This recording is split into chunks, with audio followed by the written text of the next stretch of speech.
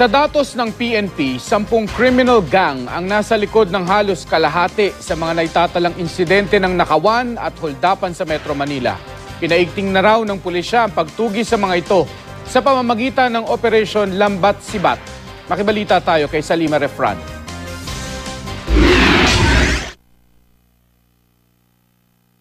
Sa kaliwat ka ng krimen sa Metro Manila, mayroon palang mga grupong paulit-ulit na gumagawa. 61 na criminal gangs ang natukoy na ng Philippine National Police na gumagalaw ngayon sa Metro Manila. 10 sa kanila, pinaka-notorious dahil walang takot na paulit-ulit na gumagawa ng krimen. Katunayan, ang 10 grupong ito nasa likod ng 41% o halos kalahati ng kabuuang krimen sa NCR, lalo na ang mga insidente ng robbery at hold-up. Remnants ito ng Paracale group at yung Osamis group. Kaya lumaki na sila ng lumaki.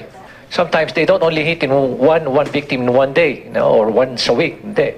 Sometimes in one day, 3 yung bibiktimahin nila.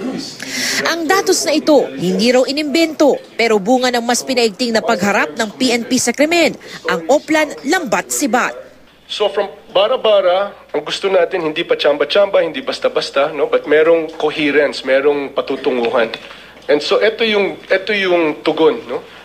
What we call Operation Lambat. It's data-driven dragnet operations, including a pasadya, tailor-fit deployment for certain areas. Ang crime reports mula sa distrito, sa stasyon, hanggang sa mga presinto, binubusisi para malaman kung totoo ang pagbibilang ng krimen. Tinitignan din kung sapat ang mga intervention na ginawa sa lugar, tulad ng mga checkpoint, beat patrol at iba pa. Katunayan, may mga nasibak na nga sa pwesto dahil dito. Yung mga na-relieve, dito ibinasi yung kanilang relief. Hindi yung hinugot lang from nowhere, may nagbulong lang na politika. Ang mga datos kung saan nangyayari ang krimen, gine-geotag o pinaplot sa mapa. Ito ang mga crime spots, ang mga lugar kung saan madalas mangyari ang mga krimen. Ito ang mga stasyon ng MRT, mga mall, palengke at iba pang matataong lugar. Hindi natin ma-deny na mas maraming tao, mas maraming negosyo, mas maraming criminality. Ang mga natukoy na mga suspects sa mga krimen, pinagsama-sama na sa isang target list. Sa ngayon, higit 400 ang nasa Unified Target List ng PNP. 58 na ang nahuli.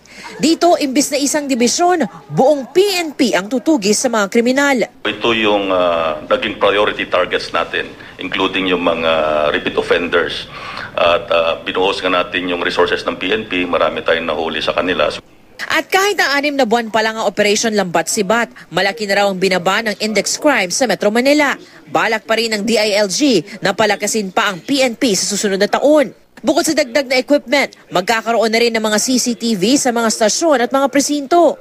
High-resolution cameras naman ang ilalagay sa mga hotspots. Pero pinaka-importante ang pagkakaroon ng crime registry at digitized data capture o blotter na diretsyo na sa mga computer, pati na ang isang national emergency hotline. Salima Refran, GMA News.